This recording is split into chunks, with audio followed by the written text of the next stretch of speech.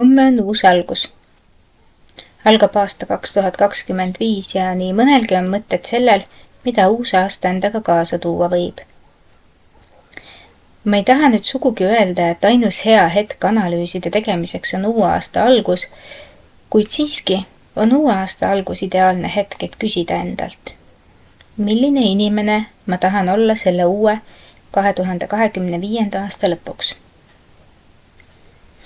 See küsimus võib tunduda suur, aga just selline teadlik enesepeegeldus aitab sul võtta oma eluohjad enda kätte. Mõtle hetkeks sellele versioonile sinust, keda võiksid imetleda. Millised omadused ja harjumused teda iseloomustavad? Kas ta on julgem, rahulikum, sihikindlam või hoopis hoolivam? Ja sama oluline on küsida, mida peaksid sa tegema, et saada selliseks inimeseks? Kõik algab visioonist. Kujutle, et 2025. aasta lõpus vaatad tagasi ja tunned uhkust selle üle, mida oled saavutanud. Millised sammud sind selleni viisid? Võta nüüd see pilt ja kirjuta see üles. Sea selged ja konkreetsed eesmärgid. Näiteks, ma tahan olla enesekindlam ja selleks harjutan avalikku esinemist ja jagan oma arvamust vähemalt kord nädalas. Või ma tahan olla tervem ja selleks lisan oma päeva 15 minutit liikumist. Kui eesmärgid on paigas, tee endale plaan. Uusaasta lubadused kipuvad tihti olema vaid sõnad paberil, sest nendega ei kaasne konkreetseid tegevusi. Selleks, et muutused päriselt toimuksid, on vaja tegutseda iga päev.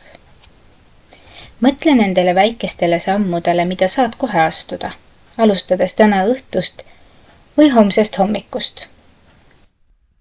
Näiteks, kui soovid paremini keskenduda, alusta oma päeva 10-minutilise meditatsiooniga. Kui soovid rohkem õppida, pane homseks valmis raamat, mida oled ammu lugeda tahtnud. Samal ajal peaksid olema valmis ka takistusteks. Iga uus algus toob kaasa väljakutseid, kuid ära lase nende pärast motivatsioonil kaduda.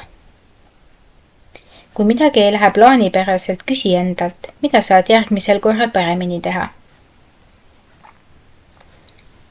Ära unusta, et iga viga on osa kasvamisest ja uue asja õppimisel on komistamine paratamatu.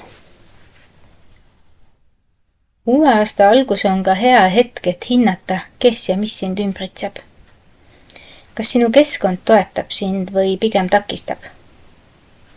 Ümbritse end inimestega, kes usuvad sinusse ja inspireerivad sind paremaks saama.